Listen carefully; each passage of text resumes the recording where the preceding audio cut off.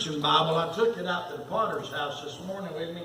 You go back to my office and look and see on my table if it's a wide margin Cambridge. If it's not there, I'll use your Bible. Bless God. Amen. Well, that's good saying, man. You hear the words of that song? Great are His mercy. Great is His love. Great, listen to this. Great are my many sins. Amen. See, the battle in life is our old wicked flesh. We get to thinking we're entitled to things, and we get to thinking that life hasn't been fair to us. But when you think about great are my many sins. See, great are my many sins. Great. But for the blood. Right. I should be drowning in something another life's flood. Death's flood. What now? I should be drowning in death's bitter flood, hopelessly perished, but for the blood. Amen. I got confused. I saw two, so I don't know. Get double preaching, maybe. Yeah, one and three is hard to get confused. I need a double. That's encyclopedia right there. That's my Bible I want you right there. Amen. That's my wide margin. That's the Bible I study with. Go put that back on my table as well, okay? I don't carry that thing weighs 20 pounds. Amen. I'm too old to carry that.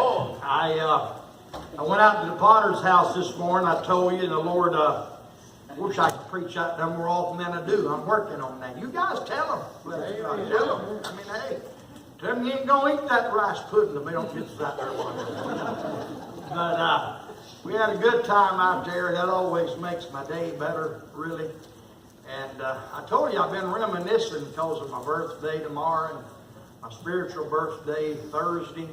And I've been reminiscing a lot. And I had a message that I thought all week I was going to preach, and one day I will.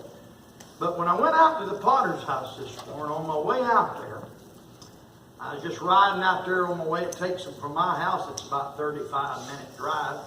And I was just listening, just talking to myself and the Lord.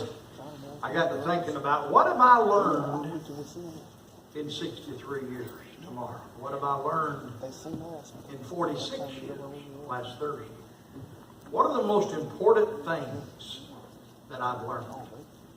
And I sat on my sofa yesterday and in my truck this morning going out to the Potter's house. And I narrowed it down. Whether you believe it or not, when you start thinking right, there's a bunch of things you think of. And when you get your eyes off of your problems and you're moaning and all the negatives in life that you don't have, the Potter's house guys gave me a happy birthday card, and one of them wrote they all wrote little things in there, the ones that signed it. And one of them wrote inside of the birthday card, they said, "Thank you, Pastor, for being an old-fashioned Baptist preacher." Amen. And I don't know who wrote that to me on that card, but it made my whole day, I can tell you. So that's what I am. What you see is what you get. Brother Mike Viddick and I went on visitation a couple of times this week. Appreciate Brother Mike always being willing when he can to go with me. We went out Tuesday night and saw a couple that came last Sunday. It was a good visit, wasn't it, Brother Mike? And I believe they'll be back. But what I liked they said what you preached on Sunday, and the kind of church it seems like y'all are, is what we're looking for. And I just reminisced the last few days about how good God's been to me. And what I've learned in these 46 years of being saved and 63 years of living, what have I learned? And I got out there to Potter's house this morning, and I was actually going to preach the same message, guys, out there. I was going to preach here, so you guys would have got it twice. And I thought coming back over here, you wouldn't get it twice. I said they've avoided getting it twice because I'm not going to preach the same message, but I'm sorry. You're going to get it twice. I just couldn't get over the first point, to be honest with you. What have I learned in life? Me and my brother Johnny McDowell were talking yesterday, my buddy down in Warner Robins. He was coming back from Columbia, South Carolina. He went over him and Miss Lynn and watched his granddaughter Hannah She played a volleyball tournament yesterday in Columbia, well, Lexington, South Carolina, which is right next to Columbia, part of Columbia. And he and I were talking last night, and Johnny's a couple years older than me. I think Johnny's 65, I believe. He's 2 or 3 years ahead of me. And he asked me the question. He said, you know, what's the best things in life you've learned? Well, I got to thinking. Thought all evening, thought all morning. Turn to John 15. And I'm going to give you the first thing that I think I learned. We might not get past John 15, verse number 1 through 5. The Gospel of John, chapter 15, verses 1 through 5. Let's read it. I am the true vine, and my Father is the husbandman. Every branch in me that beareth not fruit, he taketh away, and every branch that beareth fruit, he purgeth it, that it may bring forth more fruit. Now ye are clean through the word which I have spoken unto you. Abide in me, and I in you, as the branch cannot bear fruit of itself, except it abide in the vine. No more can ye, except ye abide in me. You know, we always read verse 5, and I'm fixing to. We preach on that statement, verse 5, and I'm fixing to. But look at that last statement of verse 4. You cannot bear fruit of itself, except it abide in the vine. No more can ye, except ye abide in me, Jesus said. Verse 5. I am the vine, ye are the branches. He that abideth in me, and I in him, the same bringeth forth much fruit. Here's what I'm going to preach on. For without me, you can do nothing. That's right. I wish, as a young preacher, I wish, as a young father, as a young husband, as a young son, as a young whatever I did in life, I wish I would have not just read this verse, but I wish I would have lived it. Because there's times in my life, lots of times, that I've taken things into my own hands. And what happens when you do that is, number one, you mess it up. Right. You ever tried to clean a mess up and you made it worse? The other day I had a garbage bag in the back of my truck. Eddie and them, they put their garbage bags there, and I take it down to Boston, down to where I live at. It's got a dump down there. It had a little hole in the side of it, and a couple of things fell out of it. So I got the idea to pick it up out of the back of the truck this way. And I was going to set it under something and be able to put it in the dumpster in Boston. Well, my problem was the bag was a cheap one, because Eddie buys cheap bags. It wasn't one of the nicer big thick bags. And when I picked it up, somebody say amen. Amen. I mean, Premier protein shakes, cold hard donuts. I checked them out. They were hard. I didn't say I tried them, but I checked them out. And there was some pizza that was a week and a half old and stuff like that. And it became a bigger mess. Because in my life, when I took things on my own hands, Right. it became a bigger mess. Right. Amen. When I had to figure out a solution, when I had to come up with an idea, when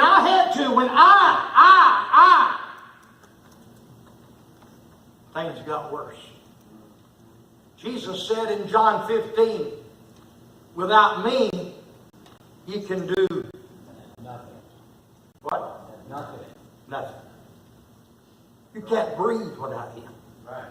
That's right. I went through heart failure, still going through it, and I don't have as many battles with it lately as I used to. Every now and then I do, when them guys preached me to death this morning out there at the Potter's house when I about passed out one time.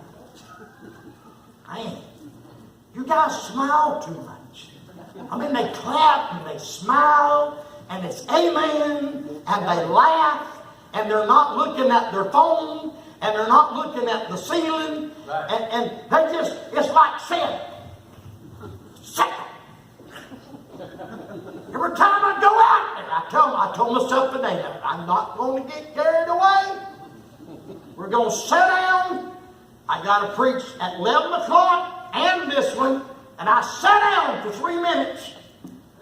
And they got to smiling.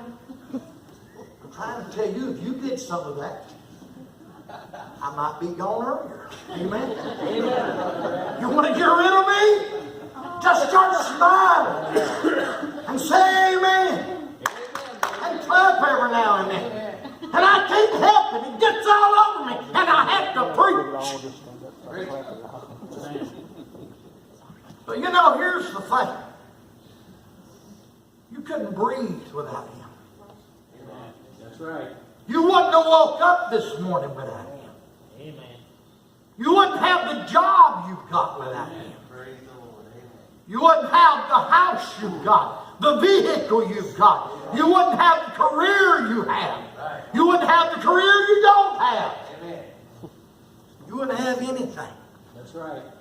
Without Jesus, you wouldn't have anything. Amen. Without Jesus, you can do nothing. Jesus is trying to get us to see that he is what it's all about. It's only because of him, Frank.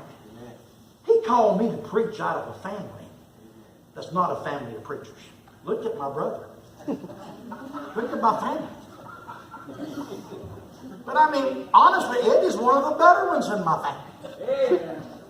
And you know, it wasn't a family of preachers. Somebody said, I'm going to get on Ancestry.com and look my ancestors up. I don't want to look my ancestors up. They might have been hanging from the neck and stole horses or something. Ain't no telling. They might have died of alcoholism, or they might have blew the courthouse up in some South Georgia town. Say, what are you? I'm an American.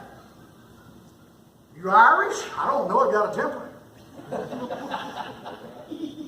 Are you Indian? No, I don't like horses. You got Indian blood, you gotta like horses. Only horses I like is under old red sitting out there. Amen? But without Jesus, you can do nothing. Without Jesus, there's no Grace Baptist Church. Without Jesus, I wasn't born to the mom and dad I was born to. That's right. Without Jesus, I wasn't born and raised in Jacksonville, Florida, to go to the place I went to. Without Jesus, January 25th, 1972, J.L. McLeod wouldn't have led me to Christ. Right. Without Jesus in 1973, I wouldn't have been called to preach. I wouldn't have knew nothing about preaching. Without Jesus, I wouldn't have went to Trinity Baptist College.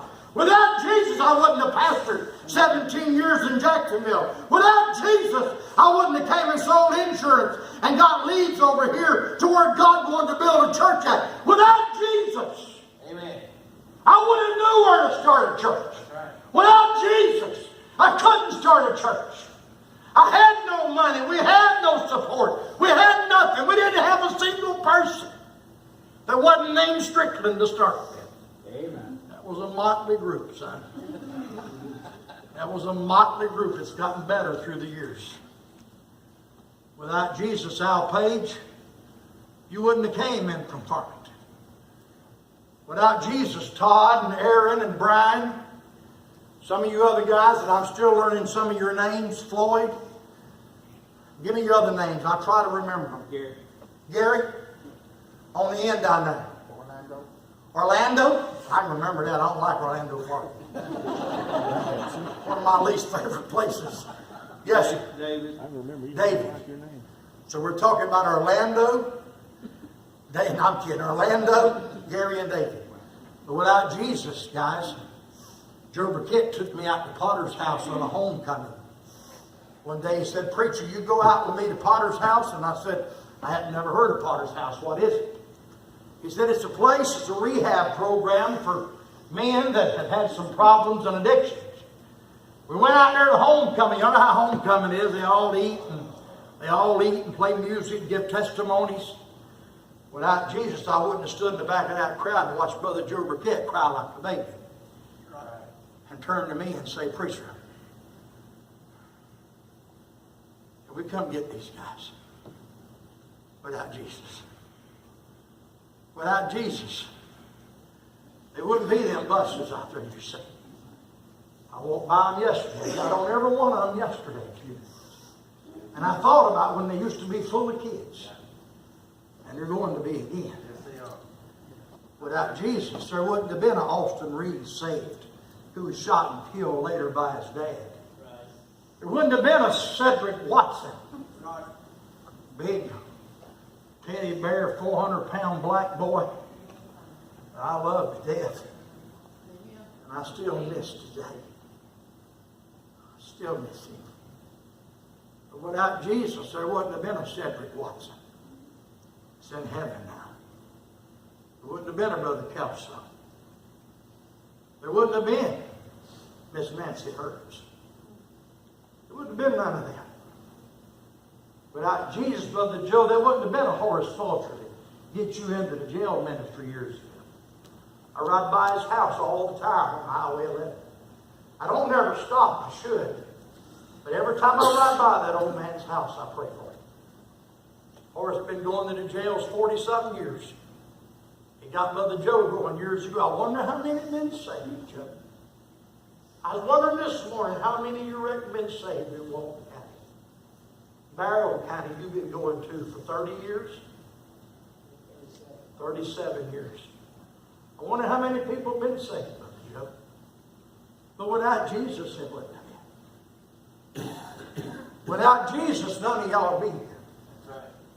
Without Jesus, these pews wouldn't be here. Without Jesus, I remember the day Brother Jim Helens took me. And this here was a pile of dirt. And all we had done with a bobcat was just push and move things around. And I asked him, I said, "Brother Jim, where's the pulpit going to be?" And I remember he brought me over to an orange pad, a red pad of clay that was straightened out. And he said, "I think about right here is going to be the pulpit."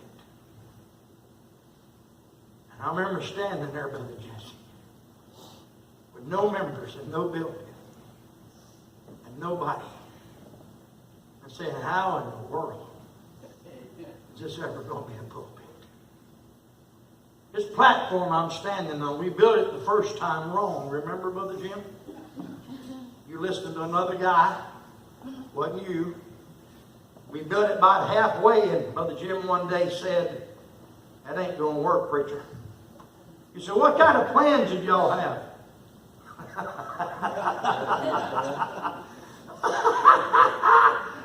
We had a legal pad. And some things Brother Jim and Brother Benny wrote together in pencil. But we messed up on this and had to fix it. Without Jesus, there wouldn't have been no platform. Wouldn't have been no balcony where you sat by. That wasn't even in the plans because we didn't have any plans.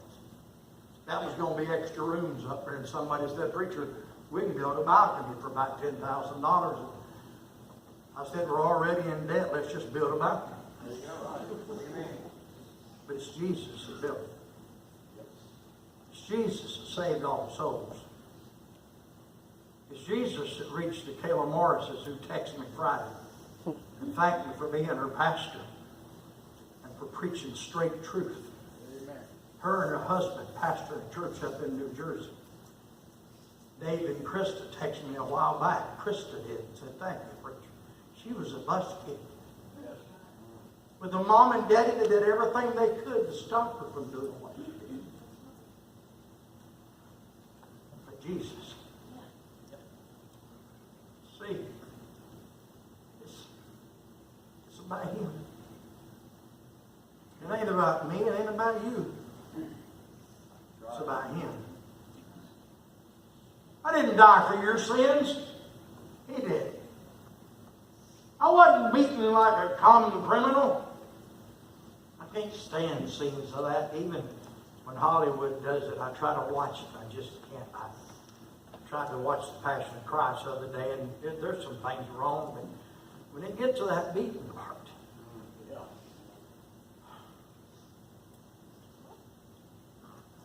I just kept watching. Because what I know, Brother Bobby, was what he went through was a lot worse than what that Hollywood picture depicted him going through. That was bad enough.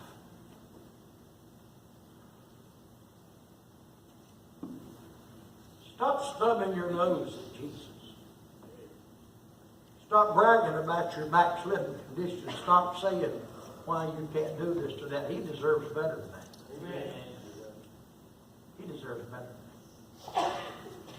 I'm one of the world's worst mully grubbers. I'm one of the world's worst at getting down about what we don't have and what we can't do and what we're not. The last 24 hours, he's been good to me. And I've just thought about all the good things Jesus has done. I had some other verses to give you. Some of y'all that keep notes, I'll give them to you and we'll close in a minute. 2 Chronicles 20, verse 12. Give me that, Miss Cat, if you will. Let me just read these verses. See if it reminds you something about what Jesus said in John 15:5. 2 Chronicles 20, 12. O our God, wilt thou not judge them? For we have no might against this great company that cometh against us. Read the next phrase. It's where I feel as a pastor, Brother Joe, a lot of times. Neither know we what to do. I don't know what to do. I hear a bunch of answers. I get a bunch of counsel, and nothing wrong with that. You know, I've been talking for a few months with different men about things, and they have good ideas, and maybe some of them's what the Lord wants us to do, but I don't know what to do. But our eyes are upon Thee. You know who I know knows what to do? Jesus does. How about Psalms 127 and verse 1? I'll be through in a couple of minutes. Psalms 127 and verse number 1 says, Psalms 127, verse number 1. Except the Lord build the house, they labor in vain that build it. This is Jesus' house. This isn't Ed Strickland's. This don't belong to me. What happens to me if I die? God wants somebody else. I told the guys at the Potter's house, if I do pass out, don't let somebody like Ben try to give me mouth-to-mouth resuscitation. A head like that would be the terrible last thing to see on this earth. My wife tried or something. Psalm 127, verse 1. Let's turn real quick, if we will, to Jeremiah chapter 10 and verse 23. Jeremiah, I'm almost through. I got one more verse to read and one more statement to make. Jeremiah 10:23 says, "O Lord, I know that the way of man," what's this, "is not in himself. It is not in man that walketh to direct his steps." How about Psalms 31, verse 15, last verse. Psalms 31, verse 15 says, "My times are in thy hand." If anything gets done, has any eternal value at all, it'll be because of Jesus. And it'll be in spite of me, and in spite of you, and despite us. Because he hasn't got anything to work with here much.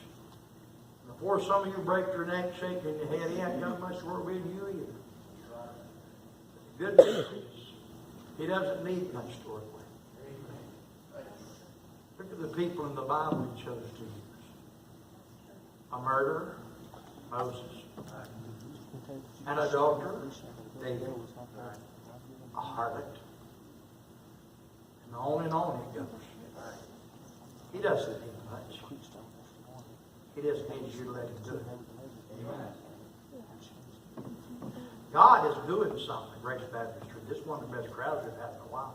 So it looks like it to me. Maybe I'm just seeing things through rose-colored glasses. Maybe I'm thanking the Lord more than 5 people are here. Maybe I'm thanking the Lord that a while back we only had one guy coming from the potter's house. And now today, how many we have today, Brother Al? 9 men today. Amen. Amen. I thank the Lord that upstairs is 15, 20 kids right now having a service, and a preacher boys preaching to them. And they're singing songs. They're doing things of the Bible. Amen? Amen. It's all because of Jesus. John the Baptist said, "He must increase, I must decrease." We got to stop making it about us. It's not about us. It's not about you. It's not about me. It's not about Joe or Morris or Bobby or Jim or Jerry or Raoul or Floyd or Mike or Brian. Or it ain't about any of us. It's about him. Amen. This is his service. This is his church. Right. This is his word. Amen. This is his people. Let's stand.